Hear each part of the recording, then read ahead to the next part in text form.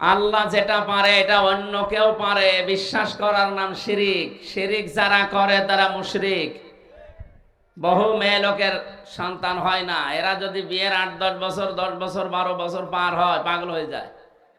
তখন হয় বাবার মাজারে যায়, নাই ডাক্তার মাক্তার যা আছে দুনিয়ায় এমন কোনো কিছু নেই, যা এমন মানে ব্যাঙের পা ধরেও দরকার হয় মাপ চায় যে বাবা ব্যাং তুমি আমারে কিছু দাও। আপনি একটা মানুষ, আশরাফুল মাখলুকাত, আপনি কি করলেন? আমরা তো এমন বাবার সন্তান যে বাবার 91 বছর পর্যন্ত সন্তান হয়নি। বিয়ের পরে হযরতে ইব্রাহিমের কেউ বলেছে 83 বছর, কেউ বলেছে 91 বছর। 91 বছর বিয়ের পরে সন্তান হয়নি, তারপরেও তিনি কোনো মাজারে কবরে গিয়ে বলেননি আমার ছেলে দাও মেয়ে দাও, বলেছে? এই বাবার সন্তান হয়ে এই বাবার ছেলে আর মেয়ে দাবি করে আপনি মাজারে যাচ্ছেন মানে? সন্তান দেওয়ার একচ্ছত্র মালিকানা কার? সুতরাং আল্লাহ বাদে যারা অন্য কারো কাছে কিছু চাচ্ছেন, সে যেভাবে হোক, অনেকের অসুখ হয় সারতে চায় না, শেষে আর বলে না আর হবে না। অথচ আমাদের বাবার অসুখ হওয়ার পরে তিনি বলেছিলেন ওয়াইদা মারিদতু ফাহুয়া ইয়াশফিন, আমি যখন অসুস্থ হই আমাকে সুস্থ করার দায়িত্ব কার? ঔষধ এগুলো মাধ্যম। আল্লাহ যদি ঔষধের উপরে তার হুকুম জারি না করেন, কিয়ামত পর্যন্ত ঔষধ খেলেও আপনি সুস্থ হতে পারবেন না। আমি এই জেলে যাওয়ার পরে কয়েকটা রোগ হয়ে গেছে আমার, মাথায় একটা, আরো বিভিন্ন ঠান্ডা জনিত। ঔষধ এমন কোনো কিছু নেই যে বাংলাদেশে এমন বড় ডাক্তার নেই যে দেখায়নি, কিন্তু এখনো আল্লাহর হয়তো হুকুম হয়নি ঔষধের উপরে, এই জন্য কাজ হচ্ছে না। যতদিন পর্যন্ত আল্লাহর হুকুম এই ঔষধের উপরে না আসবে, ওই বাংলাদেশে আরাফাত ডাক্তার না, সব চাইতে বড় ডাক্তার উনি, ওনারে বেটে খেয়ে ফেললেও রোগ ভালো হবে না। এইটা বিশ্বাস করার নাম হচ্ছে আল্লাহর প্রতি ঈমান। সুতরাং আল্লাহর প্রতি যারা ঈমান আনতে পারে, যে চারটা কথা বললাম, এই চারটা ইজমের প্রতি, বাঁধের প্রতি তাদের কখনো বিশ্বাস থাকে না। বাংলাদেশে আমরা সংবিধান এমন ভাবে বানিয়েছি, গঠনতন্ত্র আমাদের দলীয় এমন ভাবে তৈরি করা যে আমাদেরকে মুশরিক হতে বাধ্য করছে। বাংলাদেশ জামাতে ইসলামী এইটা মানে না যে ক্ষমতার উৎস জনগণ, এই জন্যে তাদের নিবন্ধন বাতিল করে দিয়েছিল। ওরা বিশ্বাস করে ক্ষমতার উৎস আল্লাহ, আন্নাল কুওয়াতা লিল্লাহি জামিআ, সব ক্ষমতার উৎসকে। এখন যদি কেউ এসে এই কথা বলে যে হ্যাঁ আপনি জামাতকে টেনে কথা বললেন, আমরা বিএনপি করি, আওয়ামী লীগ করি, জাতীয় পার্টি করি, আরে ভাই ওগুলো তো আমি কোরআনে পাচ্ছি না। আপনি যে জাতীয়তাবাদ করেন, সমাজবাদ করেন, জাতীয় পার্টি করেন, আওয়ামী লীগ করেন, এটা কি কোরআনে আমি পাচ্ছি? জামাত ইসলাম করেন, এটা কোরআনে পাচ্ছি না? এটা পেয়েছি। এটা পেয়েছি কেন? অমিম্মান খালাকনা উম্মাতুন ইয়াহদুনা বিল হাক্কি ওয়া বিহি ইয়াদিলুন। কোরআনে কারিমে আল্লাহ বলেন তোমাদের ভেতরে এমন একটা দল থাকবে, এটা হক দল। এখন যদি বলেন এই জায়গায় উম্মাতুন শব্দ আছে, জামাত ইসলাম কোনে আছে? আরে ভাই, এই যে ভোট দিয়ে আমরা নির্বাচিত করি মানুষদেরকে, ভোট এ শব্দ কোরআনে আছে, ভয়কার টনে, কিন্তু আমানত আছে। আমানত মানে রায় দেওয়া, ভোট দেওয়া, সমর্থন দেওয়া, সাপোর্ট দেওয়া, 99টা অর্থ আছে আমানতের। তো এইটা যেমন আমানত শব্দ দিয়ে আল্লাহ বুঝিয়ে দিয়েছেন, উম্মাতুন দিয়ে আল্লাহ জামাতে ইসলামে বুঝিয়েছেন। কারণ জামাতে ইসলামের কাজ এই আয়াতের সাথে মিলে যায়। তারা ইয়াহদুনা বিল হক, মানুষদেরকে সঠিক পথের সন্ধান দেবে। এ বাংলাদেশে বহু মানুষ বহু দিকে সন্ধান দিচ্ছে, কেউ বাবার দিকে, কেউ স্বামীর দিকে, কেউ চাচার দিকে, কেউ দরবারের দিকে। জামাত ইসলামী বাংলাদেশের দিকে বলেন তো আপনি আঙ্গুল তুলে কথা বলতে পারবেন যে ওরা ওর বাবার দিকে ডাকে, ওরা ওর নেতার দিকে ডাকে, কথা বলতে পারবেন? হ্যাঁ, ওরা ডাকছে আল্লাহর দিকে। আল্লাহর বিধান কি করে কায়েম করা যায়, এইটাই তাদের সবচাইতে বড় নেশা, এইটাই সবচাইতে বড় পেশা বানিয়েছে। কি করে আমরা জমিনে আল্লাহর বিধান দেখতে পারি। ইয়াহদুনা, এটা মজারে, বর্তমান ভবিষ্যৎ, প্রেজেন্ট ফিউচার, বিল হক, সত্য পথে তারা মানুষদেরকে দেখায়। সত্য পথে পৃথিবীতে কোনটা? ইসলাম। বলেন বলেন। ইসলামের দিকে যদি কেউ ডাক না দিয়ে অন্য কোন দিকে ডাক দেয়, সে যেন জাহিলিয়াতের মৃত্যুবরণ করে। আমি আশা করছি এই কাটছাট কথা আপনি বুঝে ফেলেছেন। এরপরও যদি না বোঝার ভান করে উল্টা দিকে নিয়ে যান, সেদিনে যে ঠাকুরগাঁও হরিপুরে গিয়েছিলাম থানায়, আল্লাহর এক বান্দা উল্টা বুঝে আমারে বলছে আপনি দাড়ি পাল্লায় ভোট চাইলেন। আরে ভাই, এখনো তো আমরা মার্কায় পাইনি, আমি ভোট চাইলাম কি করে? আমরা মার্কা পেয়েছি? দেখেন তো, ও তাহলে আমার চাইতে বেশি বুঝে ফেলেছে। আমি আলোচনা করলাম 1-1.5 ঘন্টা, আমার চাইতে ও কথা শোনার আগেই বেশি বুঝে ফেলেছে। না, আপনি উল্টা বুঝবেন না। আপনার কথা যদি কোরআনে থাকতো, আপনি সারা জীবন জুলুম করেন, জালেমের পক্ষে কোনো কথা আল্লাহ কোরআনে দিয়েছে? তাহলে আপনার এখন যদি প্রশ্ন হয়, তাহলে মাহফিল আমি আর দেব না, আপনাকে দিতে বলেছে কেউ? হ্যাঁ, আপনি তো নিজের বাঁশ নিজে নেচ্ছেন। ঝাড়ে বাঁশ ছিল, কেটে আপনি নিজে নেচ্ছেন। আপনাকে কেউ বলছিল ওই ঝাড় থেকে বাঁশ কেটে নিজে নেন? অন্তত যারা ইসলাম চায় তারা করতো। এত বড় আয়োজন না করতো, অন্তত 4 ভাগের 1 ভাগ করতো। কারণ তাদের জীবনের পেশা এবং নেশা এইটা, টার্গেট এইটা, যে আমি জমিনে কি করে আল্লাহর কথা প্রচার করতে পারি, হক দিকে মানুষকে আমি ডাকবো। অবিহি ইয়াদিলুন, এবং দুনিয়ায় যারা ন্যায় বিচার কায়েম করতে চায়, ন্যায় বিচার কায়েম করা কি ওয়াজের দ্বারা সম্ভব? এটা জায়গা লাগে। কি কথা বলেন না কেন? আপনি যদি জায়গা তৈরি করতে না পারেন, তো ন্যায় বিচার কায়েম করবেন কি করে? আমরা তো চাই ওইটাই। এই মেম্বার যেখানে বসে ইউনিয়নে, এখান থেকে একেবারে সংসদ পর্যন্ত যারা বসে আছে, এই মানুষগুলো যারা আইন তৈরি করে, এমন মানুষ ওখানে পাঠাতে চায় যারা আল্লাহর পক্ষে আইন বানাবে। আপনি জেনার লাইসেন্স দেন, আপনি মদের লাইসেন্স দেন।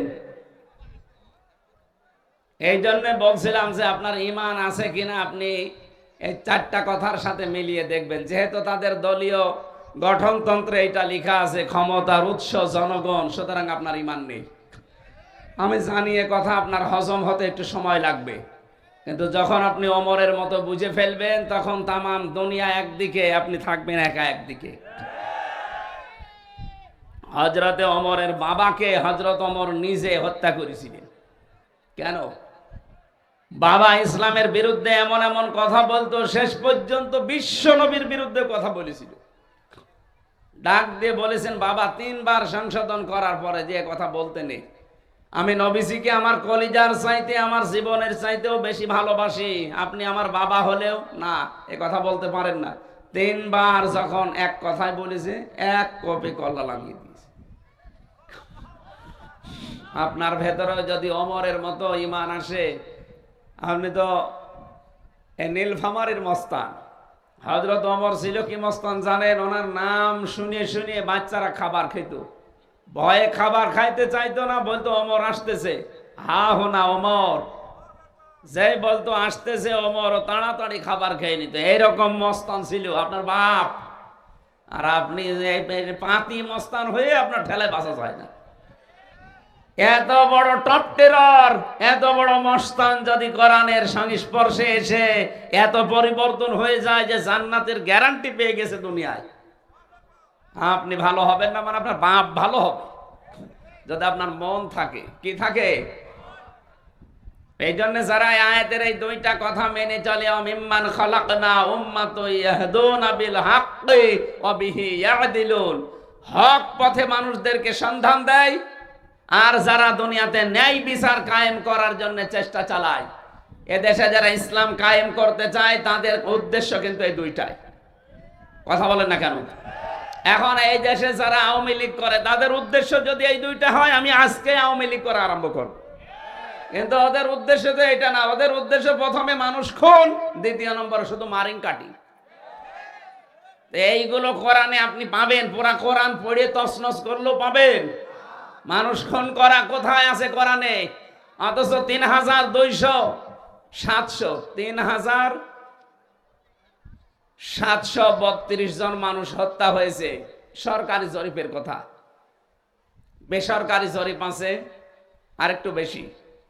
তো বলেন, যেখানে এতগুলো মানুষ হত্যা হয়ে গেল বিচার ছাড়া, এদের ওপরে কি আদালত করতে কোনো রায় হয়েছিল যে এদেরকে মেরে ফেলেন? আপনার নিজের ক্ষমতাকে বাঁচাতে আপনি মেরে ফেললেন এদেরকে। আপনি জবাব দিতে পারবেন কোরআনের কাছে? সূরা নিসার 93 নম্বর আয়াত,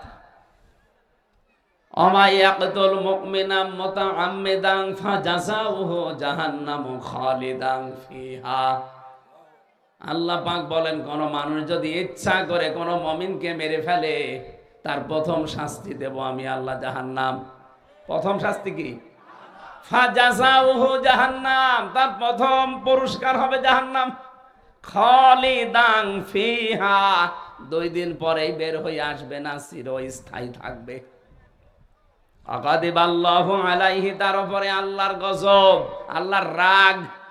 ওয়ালানাহু, তার উপরে আল্লাহর লানত। ওয়া'আদ্দা লাহু আযাবান আযীমা, তার জন্য আল্লাহ যন্ত্রণাদায়ক আযাব রেডি করে রেখেছে। কতগুলো শাস্তি একটা মানুষ হত্যা করলে, অথচ কত মানুষ আপনি মেরে ফেললেন বলেন? হাজার হাজার বছর আগে ফেরাউন ওই জামানায় 7 জন জাদুকরকে হত্যা করেছিল।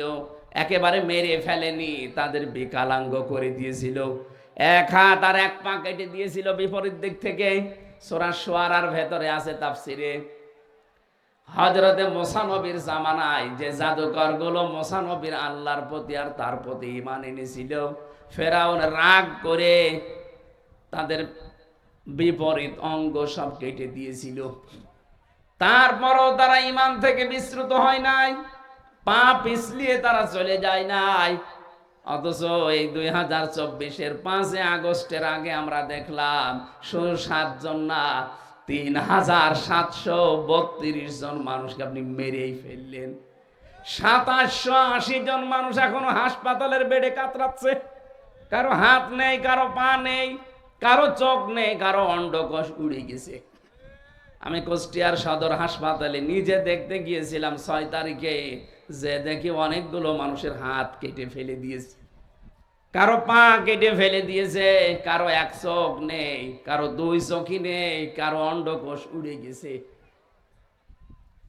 ফেরাউন যদি মাত্র 7 জন মানুষকে ঈমান আনার কারণে বিপরীত অঙ্গ হানি করে দেয়, অঙ্গ কেটে ফেলার কারণে, ও কত বড় জালেম! আল্লাহ ওখানে হেদায়েত দেয়নি। আর তাহলে এই দেশে যারা এতগুলো মানুষকে বিকলাঙ্গ করে দিলেন, হাত পা কেটে ফেলতে হচ্ছে তাদের, আপনি কত বড় ফেরাউন বলেন?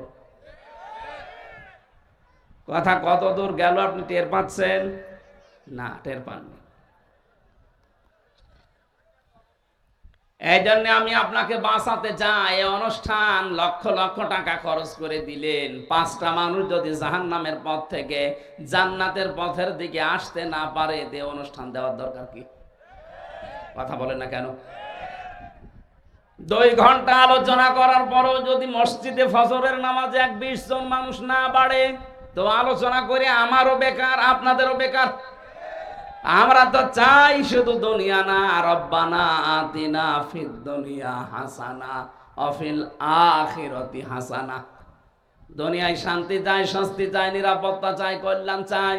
মরণের পরও শান্তি চাই, স্বস্তি চাই, নিরাপত্তা চাই, কল্যাণ চাই। সবচাইতে বড় কল্যাণ মরণের পরে আল্লাহর বানানো জান্নাত। ওয়াকিনা আযাবান নার, আমরা সবাই বাঁচতে চাই জাহান্নামের আগুন থেকে। এই জন্য আজকের এই আলোচনা আপনারা সাজিয়েছেন, আমারও কষ্ট করে আপনি কুষ্টিয়া থেকে নিয়ে আসলেন। যে কথাগুলো বোঝার চেষ্টা করেন ঠান্ডা মাথায়। আল্লাহর ঘরের দায়িত্ব নেওয়ার জন্য প্রথম নাম্বারে লাগবে তাহলে ঈমান। যাদের ওইগুলোই বিশ্বাস আছে, আমি বলছি তাদের ঈমান নেই। আপনি কোরআন দিয়ে মিলালি পাচ্ছেন যে তাদের ঈমান নেই। আলিয়াউমা আকমালতু লাকুম দীনাকুম ওয়া আতমামতু আলাইকুম নি'মাতি ওয়া রাদিতু লাকুমুল ইসলাম দীনা। আজকের এই দিনে আমার জীবন ব্যবস্থা ইসলাম আমি পরিপূর্ণ করে দিলাম। যত নিয়ামত আমার ছিল সব নিয়ামত তোদের জন্য আমি পূর্ণ করলাম। আর আমি নিজে খুশি হয়ে গেলাম ইসলাম দিন, ধর্ম হিসাবে ইসলামের উপরে খুশি হয়ে গেলাম। তাহলে আল্লাহ যেটাই খুশি আপনি ওইটা বাদ দিয়ে নিরপেক্ষ দৃষ্টি দিয়ে ইমান থেকে বলবেন, যা ইমানই আছে ওইটা থেকে বলেন। এ দেশে যারা আওয়ামী লীগ করে, আওয়ামী লীগের উপরে আল্লাহ খুশি, জাতীয়তাবাদের উপরে আল্লাহ খুশি, তাহলে ইসলাম আল্লাহ দিত না? এই সহজ কথা বোঝেন না কোন কারণে বলেন তো? কে আপনাকে বাধা দিচ্ছে? ইয়া আইয়ুহাল ইনসানু মা গাররাকা বিরাব্বিকাল কারীম, হে দুনিয়ার মানুষেরা, তোমার ওই মহান সম্মানিত রব সম্পর্কে কে তোমাকে ধোঁকায় ফেলে দিচ্ছে? তোমার দল, তোমার বাবা মা, তোমার ওই দরবার। ফাইনা তাযহাবুন, কোথায় যাচ্ছেন? এদিকে আসেন।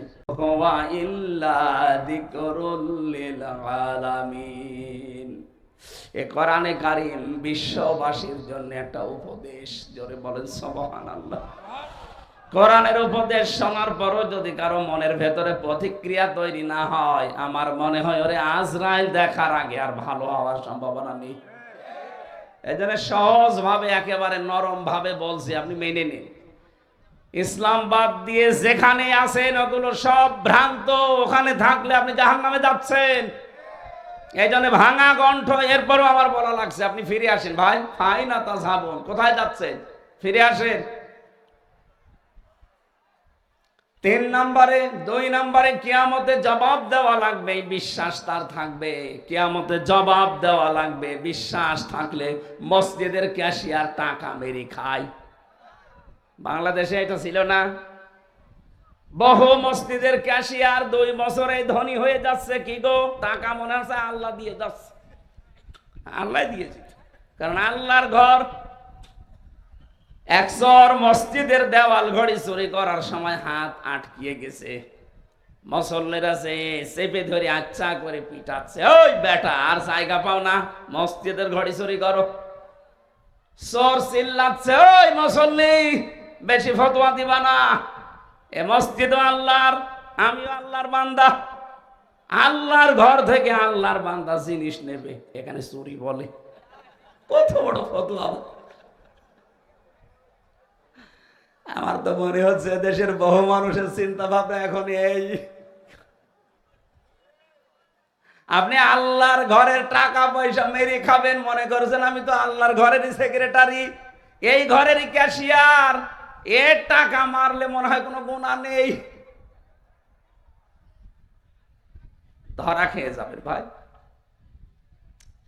মানুষের সম্পদ হোক আর আল্লাহর সম্পদ হোক, এগুলো যারা আত্মসাৎ করে মেরে খায়, বিশাল সম্পদের পাহাড় তৈরি করে। এই যে এলাকায় শুনলাম থাই ক্যাসিনো চালু হয়ে গেছে। হ্যাঁ, এলাকা আরম্ভ হয়ে গেছে। আমি জানি ওই মানুষ এখানে আসেনি, তারপরে যেহেতু রেকর্ড হচ্ছে ওদের কানেও যাবে কালকে। যদি এইরকম চরিত্রের কেউ থাকেন, থাই ক্যাসিনো যারা চালু করেছেন, কি করবেন আপনি? 2 বছরে আপনি 5 কোটি টাকার মালিক হলেন, 5 তলা বাড়ি বানালেন, 50 বিঘা জমি আপনি মাঠে কিনলেন, সব আপনার হয়েছে। এখান থেকে হয় খুব বেশি হলেও আপনার বয়স এখন 40 বছর, আর 60 বছর পরে আপনি পটল তুলবেন। তুলবেন তো? নাই খুব বেশি হলো আর 80 বছর পর, আর 150 বছর পরে আপনাকে জীবনও আর পাওয়া যাবে না, আপনি মরবেন। যদিও অনেকে আন্দাজে টার্গেট দেয় 41 সাল, অথচ তার বয়স এখন 76। আর 41 সাল টার্গেট দিলে কত বয়স হওয়া লাগবে টের পেয়েছে কোনোদিন? আন্দাজে টার্গেট দেয়। ও যদি এই বিশ্বাস করতো যে আজরাইল আমার পেছনে দাঁড়িয়ে আছে, 1 সেকেন্ডের সময় নেই, 41 সাল না 41 সেকেন্ডেরও কোনোদিন টার্গেট দিত না। যারা এই টার্গেট দেন যে আমার 41 সাল টার্গেট, ক্ষমতায় আমার থাকাই লাগবে, এদেশে যদি 5 কোটি মানুষ মরে যায় যাক, আপনি বিশ্বাস করেন আপনার আল্লাহর উপরে বিশ্বাস নেই, আপনার বিশ্বাস আপনার হায়াতের উপরে। এত কনফিডেন্স আপনি পান কোথায়? আমার 33 বছর বয়স, তাই আমার মনে হয় সামনে বছর আসবে কিনা। আর আপনি আমার মায়ের চাইতেও বড়, আমার মার এখন মনে হয় কত 50 হবে। আমার মার বয়স,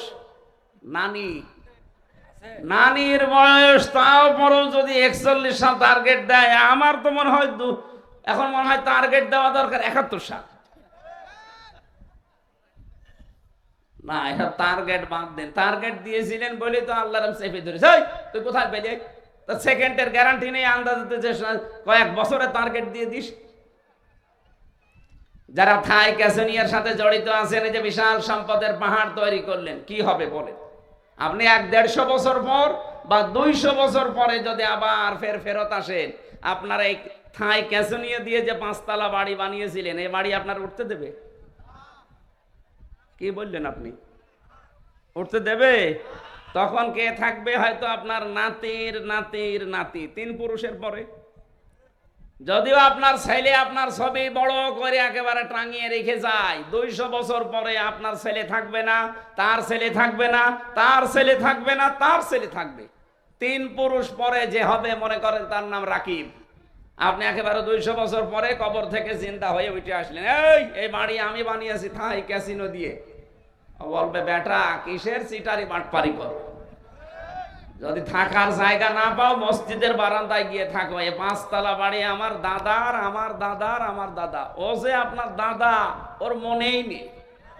কারণ আমারই তো 3 পুরুষের পরে আমার আর মনে নেই। আমার বাবার নাম রিয়াজউদ্দিন, তার বাবার নাম জাহান আলী সর্দার, এরপরে ছিল নমাজ আলী সর্দার, এরপরে আমি আর জানি না কয় পুরুষ।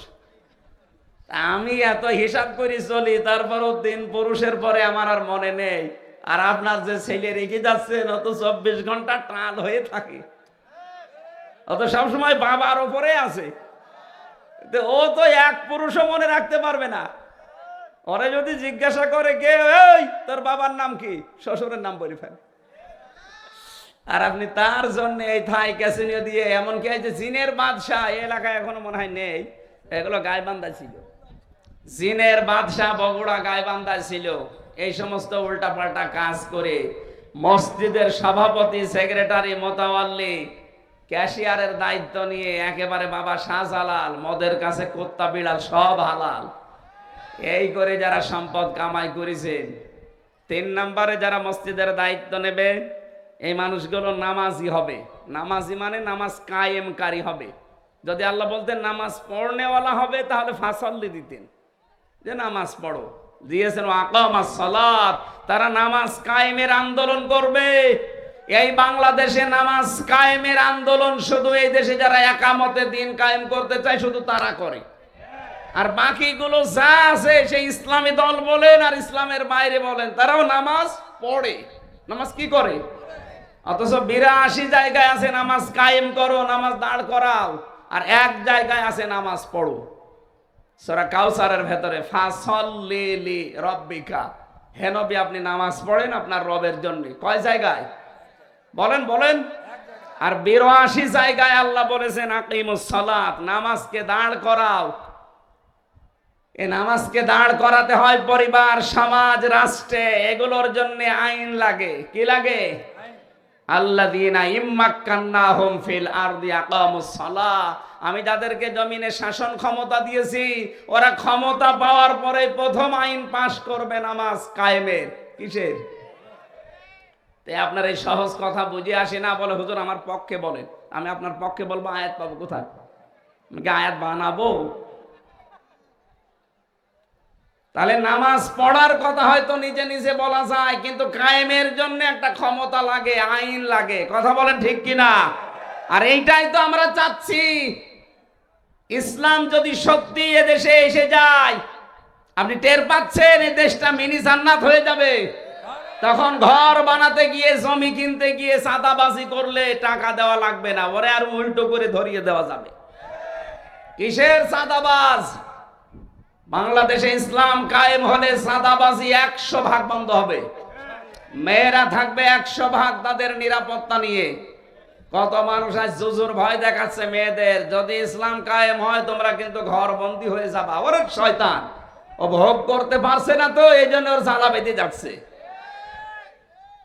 আমিরে জামাত ডাক্তার শফিকুর রহমান উনি কিন্তু ঘোষণা অলরেডি দিয়ে দিয়েছে, যদি ইসলাম এদেশে আসে, আল্লাহ যদি আমাদের কাছে আমানত হিসাবে দেন, এদেশে সবচাইতে বেশি নিরাপদে থাকবে, অধিকার নিয়ে থাকবে মেয়েরা।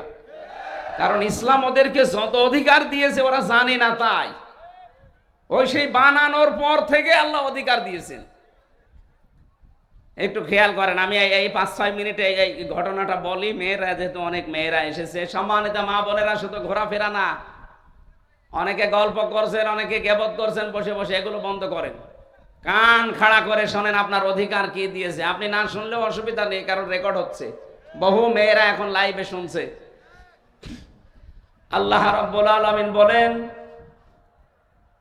অকুলনা ইয়া আদামু উসকুন আনতা ওয়া যাওজুকাল জান্নাতা ওয়া কুলা মিনহা রাগাদান হাইসু শি'তুমা ইলা আখিরি আয়াত।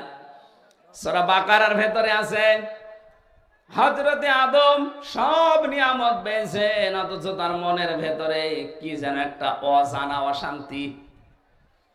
তিনি ঘুমিয়ে পড়েছেন নিদ্রাচ্ছন্ন। হঠাৎ আল্লাহ তার বাম পাশ থেকে একটা বাঁকা হাড় বের করে হাওয়া আলাইহিস সালামকে বানিয়ে বাম পা জড়িয়ে রেখে দিলেন। আদম নবী ঘুম থেকে উঠেই দেখলেন সুন্দরী একজন নারী বসে আছে। হযরতে হাওয়া এত সুন্দর আল্লাহ তাকে বানিয়েছেন, কারণ নিজের হাতে আল্লাহ এই চেহারাটা বানায়। চেহারা বানায় কে? আরো জোরে, ওয়াল্লাযী ইউসাউবিরুকুম ফিল আরহামি কাইফা ইয়াশা। তিনি সে আল্লাহ যিনি মায়ের রেহেমের ভেতরে তোমাদের আকৃতি বানান। হ্যাঁ, বডি বানিয়েছে ফেরেশতারা, কিন্তু আকৃতি বানিয়েছে আল্লাহ নিজের কুদরতি হাত দিয়ে। এত সুন্দর লাগে মানুষকে দেখতে। যারা আসলে সুন্দরী, আমার মতো না এ খাপড়া পড়া, সত্যি যারা সুন্দরী বা সুন্দর, ইউসুফ নবীকে আল্লাহ এত সুন্দর করে বানিয়েছেন, মানুষ দেখলে ফল কাটতে যে হাত কেটে ফেলতো। আমাদের নবী মুহাম্মদুর রাসূলুল্লাহকে আল্লাহ এত সুন্দর করে বানিয়েছিলেন, দেখলে মানুষের ক্ষুধা পর্যন্ত মিটে যেত। হযরতে হাওয়াকে আল্লাহ যেহেতু নিজের হাতে বানিয়েছেন, এই পৃথিবীতে যারা এখন বিশ্ব সুন্দরী হয়, আমার মনে হয় তাদের শরীরের সব জায়গাগুলো মাপ জোপ করে করে তাদেরকে সামনে নিয়ে আসা হয়। এমন কোন জায়গা নেই যেখানে মাপ দেওয়া হয় না। ওদের ফিতা আছে আলাদা, ওইটা দিয়ে ওদের যত জায়গা আছে শরীরের সব জায়গাগুলো মাপ দিয়ে দিয়ে তারপরে সামনে নিয়ে আসা হয়। এটা একটা লুচ্চামি, এটা বেহায়াপনা, এটা একটা জেনা। বাংলাদেশেও এটা আরম্ভ হয়েছে। আমরা চাই এই জেনা বন্ধ হোক বাংলাদেশে। বিশ্ব সুন্দরীর নামে মেয়েদের শরীরের এগুলো এই অঙ্গ প্রত্যঙ্গ গুলো প্রদর্শন করা, কথা বলছেন না কেন? এগুলোর জন্য আজ অনেকে বিভিন্ন নাম দিয়ে ঢাকার বুকে বাংলাদেশের জেলা শহরগুলোতে অফিস খুলতে চাচ্ছে। নাম দিয়েছে মানবতার অফিস, অথচ এগুলো হচ্ছে সমকামিতার অফিস। ওরা পুরুষে পুরুষে বিয়ে করতে চায়, মহিলা মহিলায় বিয়ে দিতে চায়। বলেন নাউজুবিল্লাহি মিন যালিক। আর এটা যারা প্রমোট করে তাদেরকে এখন সরকার উপদেষ্টা বানাচ্ছে। আমরা চাই এই ফারুকের মতো মানুষকে পাছায় লাথি দিয়ে যেন খেদিয়ে দেওয়া হয়। এই শয়তান আল্লাহর বিরুদ্ধে অবস্থান নিয়েছে। সমকামিতা আল্লাহর নিষিদ্ধ কাজ না। আল্লাহ বলেন নারী পুরুষে বিয়ে হবে, আর না ও পুরুষ পুরুষে শুরু করিস। এটা লোত নবীর জামানায় ওরা এই গোনা আরম্ভ করেছিল। পৃথিবীতে এর আগে কেউ করে নাই। ওই সময় আরম্ভ হয়েছে, এখনো পর্যন্ত অনেকে তার অনুসারী আছে। লোত নবীর জামানায় পুরুষে পুরুষেরা বিয়ে করত, মহিলা মহিলায় বিয়ে করত। এটা আল্লাহ এত বড় রাগ করে শাস্তি দিয়েছিলেন, পুরা শহরটা একেবারে জমিন থেকে জেব্রাইল রূপ উঁচু করে একেবারে উলট করে দিয়েছে। ওটা ডেড সি বানিয়ে দিয়েছেন। জর্ডানে এখনো আছে। আপনি যান জর্ডানে যে দেখবেন, ওখানে যে সাগর আছে, মৃত সাগর, ডেড সি বলা হয়। ওখানে কোনো কিছু বাঁচে না, সব মরে যায়। আমার মনে হয় বাংলাদেশকে অনেকে মৃত সাগর বানানোর জন্য সূক্ষ্ম ষড়যন্ত্র করছে। হযরতে হাওয়া আলাইহিস সালামকে আল্লাহ নিজের হাত দিয়ে তার এই চেহারা এত সুন্দর সুন্দর করে বানিয়েছেন। আপনার একটু টাচ দিয়ে আপনি বুঝবেন যে কত সুন্দরী হতে পারে। এখন সারা পৃথিবীর ভেতরে সব জায়গায় সুন্দরী মেয়ে লোকের তালিকায় কার নাম আছে বলেন তো? কি হুজুর বলেন তো? হুজুর মনে হয় আসমানে থাকে, জমিনে থাকে না। হ্যাঁ, আপনারা বলা লাগবে না, এটা প্রশ্ন আসতেছে এখন তো সামনে। সাধারণ জ্ঞান পড়েন না?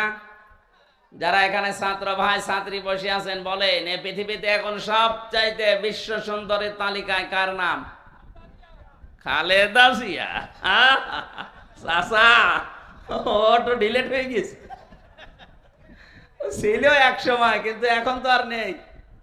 এখন ওনার চামড়া কত বড় দেখিছে, ও চামড়ায় হবে না। এখন তালিকায় আছে রাশমিকা মান্দানা। আল্লাহর ওলির নাম বললাম না, এই মহিলা এখন 1 নম্বরে আছে।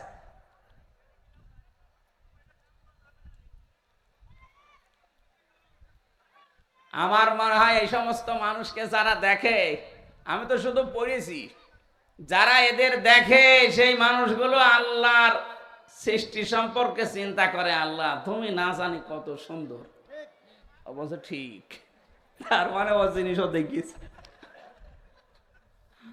না। সুন্দরী মহিলার তালিকায় তামাম দুনিয়া এখন ইনার নাম আসতেছে। আপনি সাধারণ জ্ঞানগুলো দেখবেন,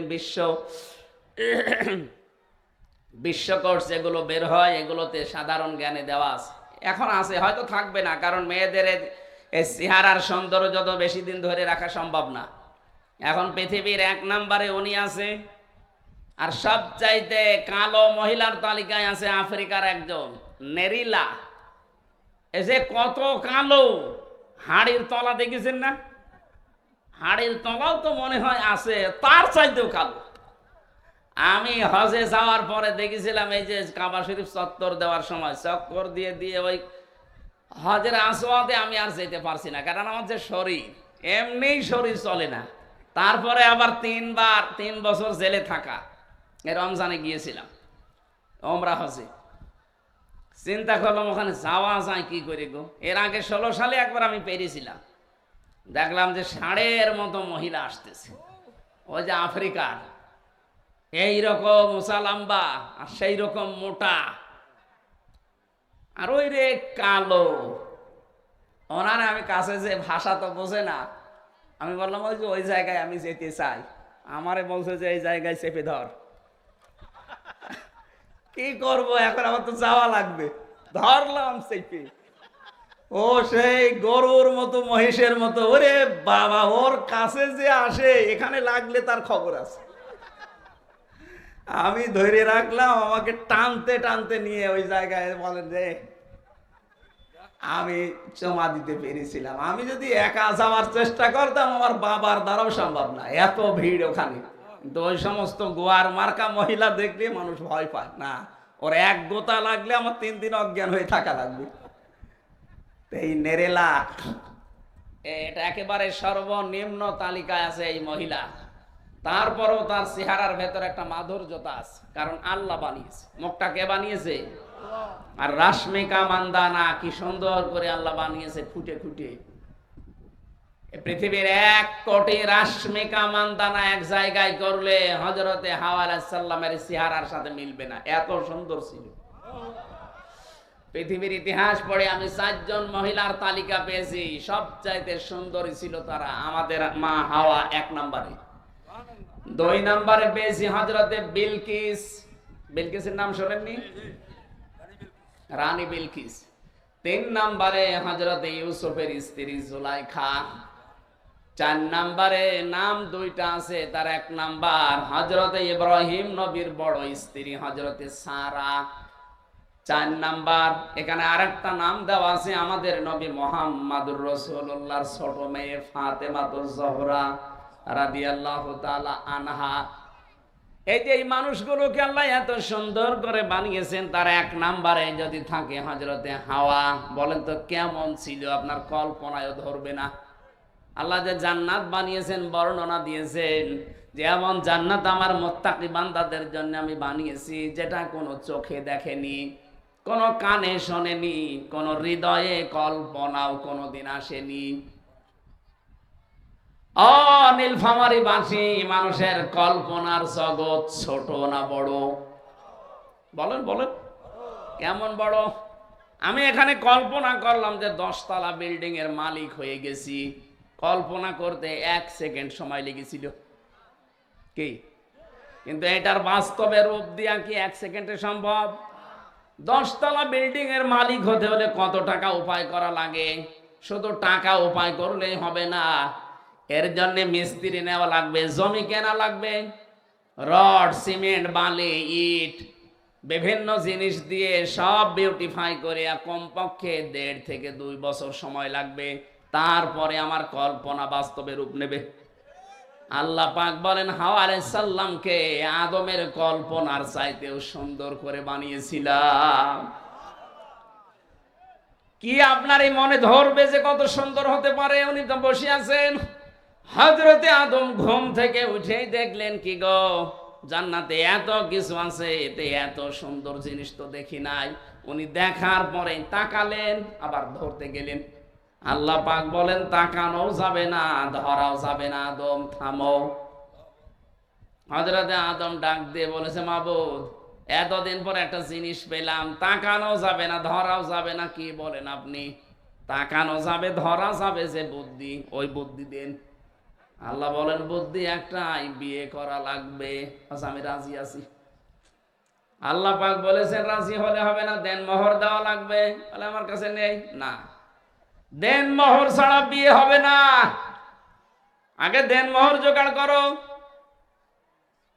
আল্লাহ পাক হযরতে আদম আলাইহিস সালামের মনের অবস্থা দেখে তিনি বলেছিলেন আমার নবী মুহাম্মদ রাসূলুল্লাহর উপরে 10 বার দরুদ শরীফ পড়ো, এইটাই দেন মোহর হিসাবে কবুল হয়ে যাবে।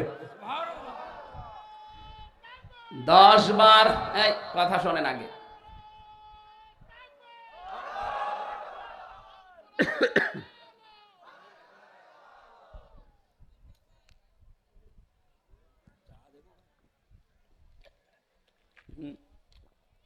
না না,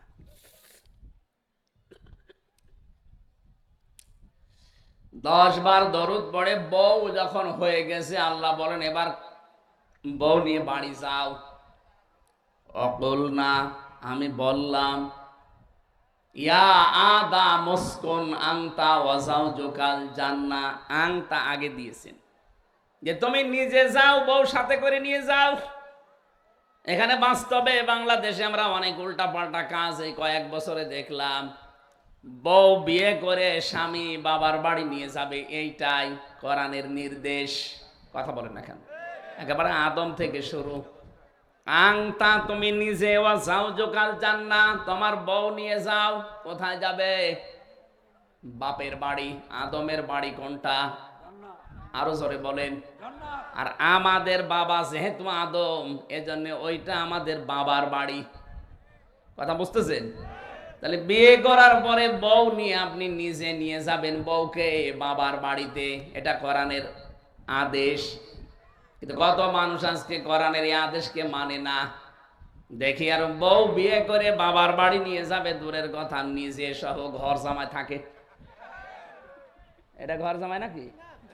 এর গায়ে হাত দিচ্ছেন কেন? না, এখানে ঘর জামাই আছে আমি জানি। ঘর জামাই কারা? হাত তোলেন তো।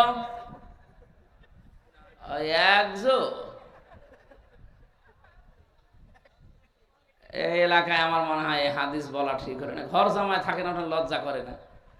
হ্যাঁ, আপনার সম্মান আছে? কি বলে এলাকার মানুষ জানেন? একটু গোপনে খবর নিয়ে দেখেন। বলে এটা ইতর, আমাদের মেয়েটা নিয়ে যাবে নিজের এলাকায় না, নিজে সহ মেয়ে লোক হয়ে বসে আছে। কতগুলো মেয়েকে দেখলাম বিভিন্ন বিশ্ববিদ্যালয় থেকে পাশ করার পরে ওরা নাকি নিজেরা ছেলের বাড়িতে গিয়ে বিয়ে করে ছেলে সহ নিজের বাবার বাড়ি আসতেছে। এটা উল্টা কাজ। এই যে অলিমা তৈরি হয় এই দেশে, মেয়ের বাড়িতে ছেলের বাবারা প্রায় 150, 200, 500 মানুষ নিয়ে যে খায়, এটা জায়েজ নেই। এই সিস্টেম পাল্টাতে হবে। পুরা ইসলামের বিরুদ্ধে কাজ। এটা হিন্দুদের প্রথা। হিন্দুরা ওদের মেয়েদেরকে বিয়ের দিন সব দিয়ে দেয়, সারা জীবন আর কিচ্ছু দেবে না। এই জন্য ছেলের পক্ষ থেকে বলা হয় আপনি 200-500 লোক নিয়ে আসেন, জীবনের মতো একবারে খাইয়ে দিই। আমরা মুসলমান, আমরা এই কাজ কেন করব বলেন? আমাদের যাদের ছেলে আছে অবশ্যই আপনি মেয়ের বাড়িতে লোকজন নিয়ে যাবেন না। আপনি মেয়ের বাড়ি থেকে লোকজন নিয়ে, নিজের আত্মীয় স্বজন নিয়ে গরু ছাগল জবাই করে নিজের বাড়িতে খাওয়াবেন। এটা অলিমা বলা হয়। কি বলা হয়? এটা আজকে পুরা আমরা পাল্টিয়ে বস যাত্রী বানিয়েছি। কিসের বস যাত্রী? আপনি কি রাগ করলেন? এই বস যাত্রীর সিস্টেম এলাকায় নেই। কোনদিন জীবনে যদি মান সম্মান আত্মসম্মান থাকে বস যাত্রী যাবেন না। ছেলে মানুষের দায়িত্ব হচ্ছে তার বাবার দায়িত্ব, নিজে গরু ছাগল জবাই করে মেয়ের পক্ষ থেকে আরো লোকজন নিয়ে এসে নিজের পক্ষের লোকজন নিয়ে নিজের বাড়িতে খাওয়ানো। এটা উল্টি এখন মেয়ের বাবার গাড়ে ফেলেছে। এটা বলছি কেন বারবার, কারণ আমার ছেলে নেই, আমার 3টা মেয়ে। আরে ভাই আমার বাঁচা লাগবে না না, তারপরও ইসলাম যেটা সেটা বললাম। সম্মানিত মা বোনেরা, কোন ছেলের বাবা যদি বলে 200 মানুষ নেওয়া লাগবে, ওই ছেলেকে বিয়ে করবেন, এটা ছোট লোক। কয়েকজন চিল্লাচ্ছে খালি মেয়ের বাবারা, আমরা আর ছেলের বাবারা সব নিশ্চুপ হয়ে আছে। না, এই ছোট লোকের কাজ আপনাকে বাদ দেওয়া লাগবে। ইসলাম যেটা মানতে চায় না, ইসলাম যেটা সমর্থন করে না। 2 নম্বরে কি দিয়েছেন? আমি এবার আলেমদের বলছি। আল্লাহ পাক বলেন আনতা ওয়া যাওজুকাল জান্নাহ, নিজে এবং নিজের স্ত্রীকে নিয়ে যাও বাড়িতে। কি করবা বাড়িতে? ওয়াকুলা, এর মাঝখানে কিন্তু আংতা নেই। আল্লাহ কিন্তু বলতে পারতেন আংতা ওয়াকুলা, তুমি নিজে এবং ওখানে যাওয়ার পরে 2 জনে যা খাবে তাই খাবে না, একবারে কোলা দিয়ে বচন দিয়েছেন। বউকে নিজের বাড়িতে নিয়ে আসার পর যেই মানের খাবার তুমি খাবে, ঠিক ওই মানের খাবার তাকে খাওয়ানো লাগবে। যে অধিকার আল্লাহ দিয়েছেন দেখেছেন, কোনোদিন চিন্তাও করে না, ওরা জানে না তো।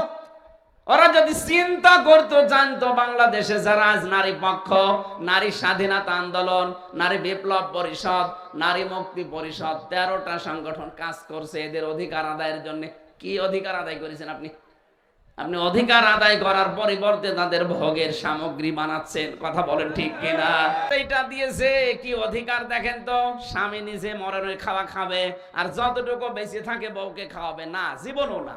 যা খাবেন, যা পরবেন, যেই রকম মানের জায়গায় থাকেন ঠিক ওই রকম মানের খাবার বউকে দেওয়া লাগবে, এটা তার অধিকার।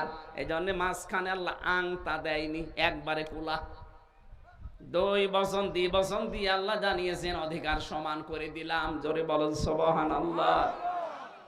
এতটুকু আল্লাহ শেষ করেননি। রাগাদান হাইসো সে তোমা, শুধুমাত্র বউকে খাওয়াবে তা না, মাঝে মাঝে বেড়াতে যাবে, যেখানে যাবে যা ইচ্ছা খাবে, যেই জায়গায় যাতে মনে চাই সেখানে যাবে, কিন্তু সাবধান, ওয়ালা তাকরাবা হাদিস শাজারা, ওই গাছের কাছে যাবে না। কোন গাছ? আমরা মনে করি শুধু গন্ধম গাছ। শুধু যদি গন্ধম গাছ হবে তাহলে কোরআনে আয়াত নাজিল করে 1500 বছর পরে আল্লাহ আমাদের জানাচ্ছে কেন? এখানে শুধু গন্ধম গাছ নয়, তাফসিরে হাক্কানি মুফাসসির লিখেছেন পৃথিবীতে যাবার পর আল্লাহর বহু বর্ডার আছে, ওটা যেহেতু নিষিদ্ধ গাছ, আল্লাহর এরকম বহু নিষিদ্ধ জায়গা আছে। আপনি বউ নিয়ে বেড়াতে যাবেন কিন্তু ওই নিষিদ্ধ জায়গায় যেতে পারবেন না, যেখানে গেলে আপনারও পর্দা থাকে না, আপনার বড় পর্দা থাকে না। এরকম অনুষ্ঠান নেই? এরকম বহু বিয়ের অনুষ্ঠান আছে যেখানে গেলে নিজেরও পর্দা শেষ, বড় পর্দা শেষ, না ওখানে যাওয়া যাবে না। প্রশ্ন আসতে পারে আমার আপন চাচাতো বোনের মেয়ের বিয়ে, বোন তাই কি? আল্লাহর অর্ডার ওভারটেক করে বোনের অর্ডার মানা যাবে? ও যদি রাগ করে করুক, আল্লাহর জন্য সম্পর্ক ত্যাগ করা জায়েজ আছে। কি কথা বলে না কেন? মান আহাব্বা লিল্লাহ, কাউকে ভালোবাসলে আল্লাহর জন্য বাসবেন। ওয়া আবগাদা লিল্লাহ, কাউকে ঘৃণা করলে, সম্পর্ক ত্যাগ করলে আল্লাহর জন্য করবেন। ওয়া তাআ লিল্লাহ ওয়া মানা লিল্লাহ, কাউকে কিছু দিলে আল্লাহর জন্য দেবেন, কাউকে কিছু নিষেধ করলেও আল্লাহর জন্য করবেন। ফাকাদ ইস্তাকমালাল ঈমান, নবীজি বলেন সে যেন তার ঈমানকে পরিপূর্ণ করে নিল। জোরে বলেন সুবহানাল্লাহ। এজন্য আজকে থেকে আপনার আপন বোন হোক, আপন ভাই হোক, ও যদি ইসলামের বাইরে চলে যায়, ও জাহান্নামে যাচ্ছে, তবে আপনিও যাবেন। আপনি একটু দাঁড়ান, একটু দাঁড়ান। এই জায়গায় যদি থমকে যেতে পারেন, দেখবেন ওই মানুষগুলো চিন্তা করবেন না এ শক্ত আছে, সামনে যদি আমরা অন্তত ইসলামিক কিছু করি, এরে দিয়ে করানো যাবে না। এ নিজের আপন বোনের মেয়ে বেপরদায় বিয়ে হচ্ছে, তাই আসে না। চিন্তা করেছেন? আমরা যদি প্রত্যেক জায়গা থেকে এরকম শক্ত হতে পারি। আমি শপথ নেওয়ার দিন বুঝেছিলাম যে পর্দা কারে বলে। আমরা 120টার উপরে প্রশ্ন করেছি। কেন্দ্র থেকে যিনি এসেছিলেন 120টার উপরে প্রশ্নের প্রায় 20টার উপরে পরিবারের পর্দা নিয়ে। অথচ আমি একজন আলেম মানুষ, সারা দেশে কোরআনের প্রচার করে বেড়াচ্ছি। পর্দা যে এইভাবে করা লাগে এত কঠিন, আর সবাই না। সত্যি যারা মন থেকে শপথ নেয় আল্লাহর জন্যে, ইন্না সলাতি ওয়া নুসুকি ওয়া মাহইয়ায়া ওয়া মামাতি লিল্লাহি রাব্বিল আলামিন, এগুলো যারা মন থেকে পড়তে পারে তাদের জীবন দেখবেন দিন যত যাবে পরিচ্ছন্ন হবে। আমি তো এর আগে এটা বাস্তবে টের পাইনি, এখন আমি আস্তে আস্তে টের পাচ্ছি যে হ্যাঁ, এটা তো কঠিন বিষয়। কারণ আমি তো আর ওনার হাতে হাত দিয়ে ইন্না সলাতি পড়ি নাই, পড়েছি আমার আল্লাহর হাতে হাত দিয়ে। উনি একটা মাধ্যম। এই কথা বুঝতেছেন? এই জন্য আজকে থেকে আপনি যদি সিদ্ধান্ত নেন যে না, আল্লাহর বিধান যেখানে লঙ্ঘন হয়ে যায়, আমার বউ নিয়ে আমি যাব না, আমার যুবতী মেয়ে নিয়ে আমি যাব না, আমার পুত্রবধূ আমি পাঠাবো না, আপনি নিজে শক্ত থাকবেন, আস্তে আস্তে আপনারে দেখে এলাকায় আল্লাহ হেদায়েতের হাওয়া জারি করে দেবে। আর আপনি যদি সোতে গা ভাসিয়ে দেন ও মনে করবে ইমাম ওসা, আমিও তাই। আমরা নিজেদের জায়গা থেকে আমরা মুসলিম, আমরা শক্ত হব। আল্লাহ আমাকে সহ যারা এসেছি, বউ নিয়ে এমন জায়গায় যাবেন যেখানে গেলে পর্দাটা ঠিক থাকে। বলেন এরকম জায়গা কই? আপনি যাবেন না। আর ভাই আসল জায়গা তো আর এইটা না, এরপরে যেহেতু আর একটা জায়গা আছে, ওই জায়গাটার জন্য প্রস্তুতি নেন। ওইটাই আমাদের আসল জায়গা। এখানে যেভাবে হোক আপনার দিন কেটে যাবে।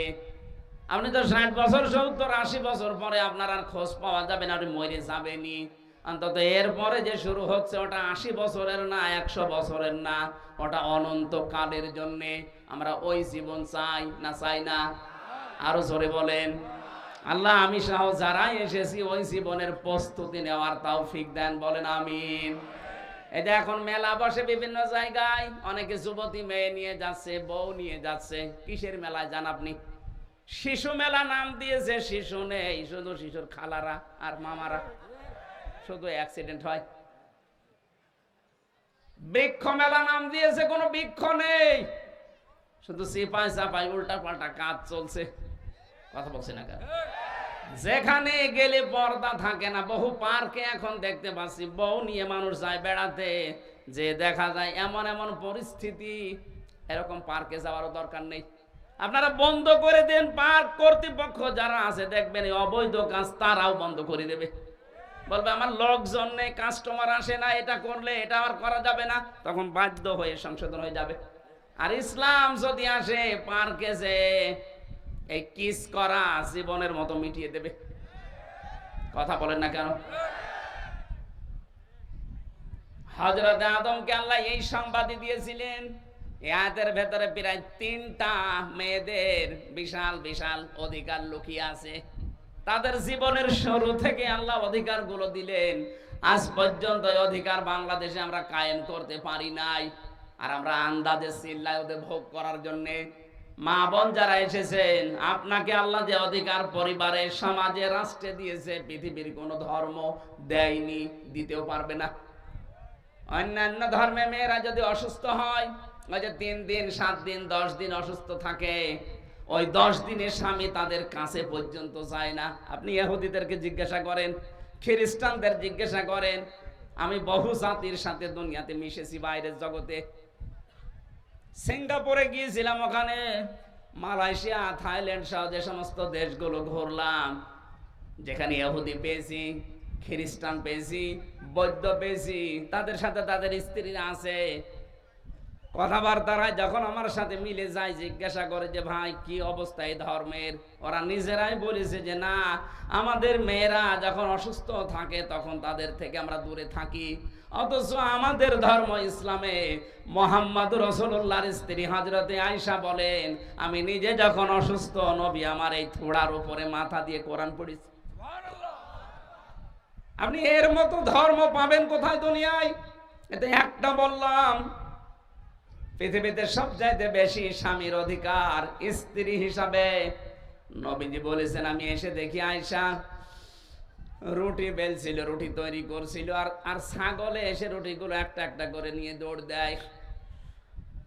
পরিশ্রান্ত শরীর নিয়ে বাড়িতে আসলাম, এসে দেখি এই চুলার পাশে যে ঠান্ডা জায়গা, চুলা তো গরম জ্বলছে, পাশে যে ঠান্ডা, এই ঠান্ডায় উনি ঘুমিয়ে পড়েছে।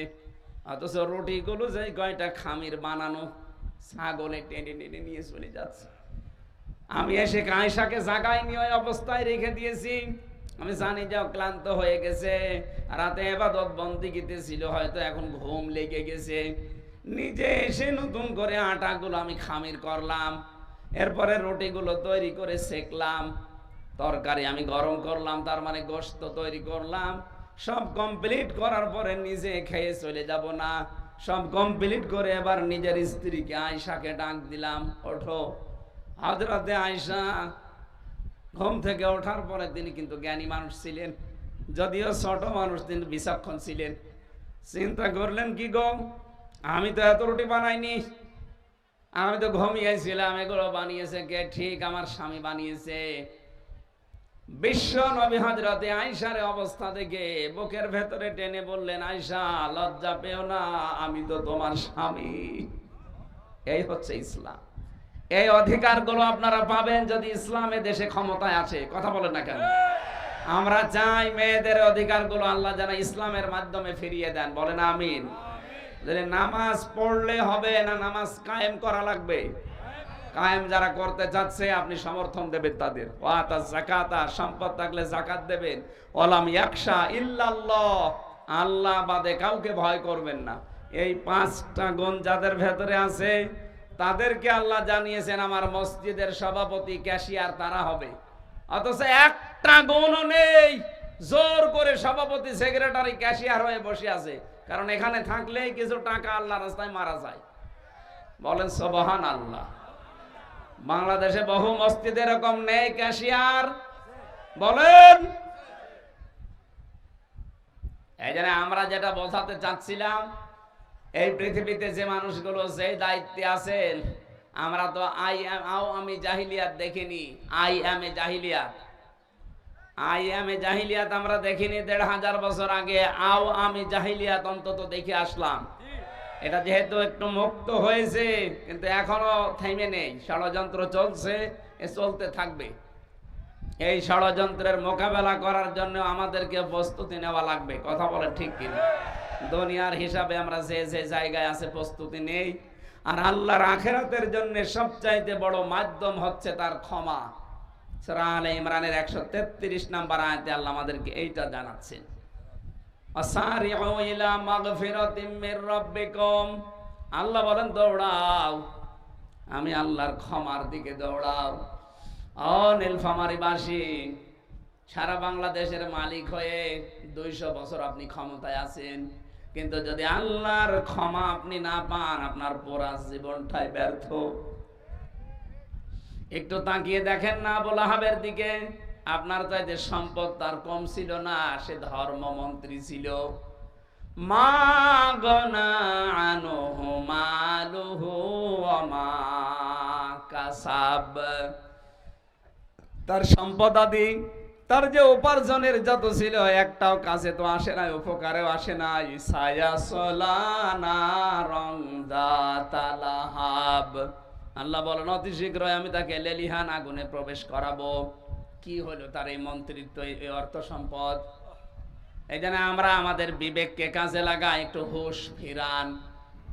অর্থ সম্পদ, টাকা পয়সা, এগুলো দুনিয়ায় পড়ে থাকবে, দুনিয়ার জিনিস। আমার আখিরাতের জন্য যেটা দরকার, এটা ক্ষমা। কি দরকার? আল্লাহ যদি আমাকে ক্ষমা করে দেয়, মাফ করে দেয়, এটা আমার সবচাইতে বড় বড় বিষয়, বড় পুঁজি। আর জান্নাতিন আরদুহা, ওই জান্নাতের দিকে দৌড়াও। কারদিস সামাওয়াতি ওয়াল আরদ, যার প্রশস্ততা আল্লাহ বানিয়েছে আকাশ আর জমিনের চাইতেও বিস্তৃত। উইদ্দাত লিল মুত্তাকিন, যেটা আল্লাহ মুত্তাকিদের জন্য তৈরি করে রেখেছেন। আমাদের এখানে প্রশ্ন হচ্ছে মুত্তাকি কারা? আমরা অনেকে মনে করি হুজুরের মতো বিশাল জব্বা গায়ে দিয়ে, একটা টুপি মাথায় দিয়ে, আমার মতো রুমাল গলায় দিয়ে শুধু জিকির করা, সুবহানাল্লাহ, এটা মোত্তাকি হয়ে গেল না। মোত্তাকির এখন আধুনিক অর্থ হচ্ছে যোগ্যতা সম্পন্ন হওয়া। যে যেখানে যে জায়গায় যাবেন ওই জায়গাটাতে আগে শিক্ষা লাগবে আর প্রশিক্ষণ লাগবে। কথা বুঝতেছেন? আপনি কোন জায়গায় দায়িত্ব নিতে চান, শুধু বললেই হবে না যে দেন, আপনাকে ওই বিষয়ের শিক্ষা আগে লাগবে এবং প্রশিক্ষণ লাগবে। এই দুইটার সমন্বয়ে আল্লাহ একজন আছে, এই বিশ্বাস করে ভয় করে যখন ওই জায়গাটায় দায়িত্ব নেবেন, দুর্নীতি মুক্ত করা তখন সহজ হবে এবং সঠিকভাবে ওই কাজটা আপনি আঞ্জাম দিতে পারবেন। আর এইটাই আমরা যারা ইসলামী সংগঠন করি, এইটাই আমরা চাই। আপনাকে যোগ্যতা সম্পন্ন গড়ে তুলতে চাই। আপনি ডাক্তারি লাইনে পড়বেন, পড়েন, কিন্তু আপনাকে কিছু শিক্ষা এবং প্রশিক্ষণের মাধ্যমে ছোটকাল থেকে এমন ধাঁচে গড়ে তোলা হবে, আপনি ডাক্তার হবেন ফরিদপুরের ডাক্তার শাহিন জর্দারের মতো, খুলনার ডাক্তার মতিয়ার রহমানের মতো, রাজশাহীর ডাক্তার ফাতেমা সিদ্দিকার মতো। এইরকম ডাক্তার আপনাকে আমরা বানাবো। শিক্ষাও থাকবে, প্রশিক্ষণ থাকবে, পাশাপাশি তাকওয়া থাকবে। ওই জায়গাটা তখন আপনি দুর্নীতি মুক্ত করে দেখাতে পারবেন। ঔষধ কোম্পানির লোক আসবে গাড়ি নিয়ে, বাড়ি নিয়ে, বিভিন্ন হাদিয়া তোফা নিয়ে, বলবে আমার এই ঔষধটা লেখেন। আপনি যদি দেখেন না এটা লিখার মতো না, এর কোয়ালিটি ওই পর্যায়ে নেই, শুধু গাড়ি আর বাড়ি না, সারা বাংলাদেশ লিখে দিলেও আপনি তাকে ঔষধ লিখে দিতে পারেন না। এরকম ডাক্তার আমাদের দেশে আছে। Doctor Motiar Rahman, doctor Shahin Jordar, doctor Fatema Siddika, এইগুলো বানান, এর নাম তাকওয়া। আর আমরা চাই এইরকম তাকওয়া অর্জন করে প্রত্যেকটি জায়গায় লোক সেট করতে। এই কথা বলছেন না কেন? আপনি তাকান তো প্রত্যেক জায়গায়, আপনি আদালতের দিকে তাকান, এইরকম যোগ্যতা সম্পন্ন লোক তৈরি হচ্ছে। এখন বলতে পারেন অন্য দলে আছে, কিন্তু তাদের ভেতরে শিক্ষা আছে, প্রশিক্ষণ আছে, কিন্তু তাকওয়া নেই, ওরা আল্লাহর ভয় নেই। এই জন্য ঠুনকো একটা মামলা আপনাকে ধরিয়ে 10 লাখ টাকা নিয়ে নেবে। কিন্তু আপনি শিশির মনিরের কাছে জানতো, অ্যাডভোকেট রকন রেজার কাছে জানতো, আমি জোর করে টাকা দিতে চাই, তারপরও বলে না যেটা খরচ ওইটা লাগবে, বাকিটা আমার দেওয়ার দরকার নেই। হারাম খাওয়ার জন্য আমি আদালতে বসে নেই। আর কত উকিলকে এই 3.5 বছরে তো দেখলাম, খরচ হবে 2000 টাকা, 50,000 টাকা নিয়ে বসে আছে, বলছে লাগে, অথচ লাগে না। এই জন্য আমরা উকিল বানাতে চাই ডাক্তার অ্যাডভোকেট শিশির মনিরের মতো, উকিল বানাতে চাই অ্যাডভোকেট রকন রেজার মতো। ডাক্তার আমরা যাদের নাম বললাম এরকম ডাক্তার তৈরি করেন, তখন আর এই যে 2 নাম্বার ঔষধ আর আসবে না, যেটা লিখার দরকার ওইটা লিখবে। এই জন্য আমরা যদি তাকওয়া অবলম্বন করে জায়গা জায়গায় সেট হতে পারি, আল্লাহর কসম এই দেশ আল্লাহ আমাদের হাতেই তুলে দেবেন। আল্লাহ পাক যদি এই দেশটা ইসলামের হাতে দিয়ে দেয়, ইসলাম যদি এদেশে কায়েম হয়ে যায়, এমন এমন কাজ তখন আঞ্জাম দেওয়া যাবে, ভবিষ্যতে দেখবেন আল্লাহর ক্ষমা পাওয়ার জন্য আল্লাহ আমাদেরকে ডাকছেন, আসো আসো আমার দিকে আসো, আমি আল্লাহ তোমাদের জন্য ক্ষমা নিয়ে বসে আছি। লা তাকনাতু মির রাহমাতিল্লাহ ইন্নাল্লাহা ইয়াগফিরুয যুনুবা জামিআ ইন্নাহু হুয়াল গফুরুর রহিম। ইসলাম কায়েম হওয়ার আগ পর্যন্ত আল্লাহ পুরা মক্কায় যত আয়াত নাজিল করেছেন, কোন জায়গায় ইয়া আইয়ুহাল্লাযীনা আমানু বলেন নাই। আপনি যত জায়গায় ইয়া আইয়ুহাল্লাযীনা আমানু দেখবেন সব মদিনায় নাজিল হওয়া। তার মানে মক্কায় যতদিন ইসলাম কায়েম হয়নি, কাঙ্ক্ষিত মানের মুমিন থাকা সেখানে সম্ভব না। এদেশে যতদিন পর্যন্ত ইসলাম কায়েম না হবে, আপনি আকাশ দিয়ে উড়ে গেলেও আল্লাহর কাছে কাঙ্ক্ষিত মানের ইমানদার না। যদি ইসলাম কায়েম হয়ে যায়, আপনি বাধ্য হবেন তখন ভালো কাজ করতে। আপনার মন চাইবে না, তারপরও আপনাকে বাধ্য করবে। অনেকে বলে হুজুর আমি একটু লাল পানি খাই, আমি একটু বাবা খাই, ডাল খাই, একটু আকিস বিড়ি খাই, আমার এইটার কি হবে যদি ইসলাম এসে যায়? হ্যাঁ, আপনি খেতে পারবেন, আপনি খেতে পারবেন। আজকে যদি এই যে সামনে যে মসজিদটা, এখন এই মসজিদে আপনি নামাজে যান জোহরের সময়, আপনার এখন বিড়ির নিশা, এই চার দেওয়ালের মাঝে থাকাকালীন বিড়ি খেতে পারবেন? আসতে বলেন কেন? কারণ পরিবেশটা এরকম, আপনার বিবেকে বাধা দেবে। এদের মতো হুজুর দেখলে আপনার বিবেকে বলবে না এখানে বিড়ি খাওয়ার মতো জায়গা না, বিড়ি যদি খেতে চাই বের হয়ে এই বাসতলায় খাবেন, খাবেন, কিন্তু ওই জায়গায় থেকে খেতে পারবেন না, কারণ ওখানে বিধান চলছে কার? আরো জোরে বলেন, বলেন। আল্লাহ পাকের বিধান যদি 56,000 বর্গ মাইলে কায়েম হয়ে যায়, পুরা 56,000 বর্গ মাইল হয়ে যাবে একটা মসজিদের মতো। তখন আপনি আর গোনা করার জন্য মন চাইবে, তারপরও বলবেন না এখানে আমি করব কি করে, কারণ আর শাস্তির বিধানগুলো তো তখন থাকবেই। এই জন্য আল্লাহর ক্ষমা তখন সহজ হয়ে যাবে আমার জন্য। বানানো যে জান্নাত, ওইদিকে আমি দৌড়ে প্রবেশ করতে পারবো। জোরে বলেন আমিন।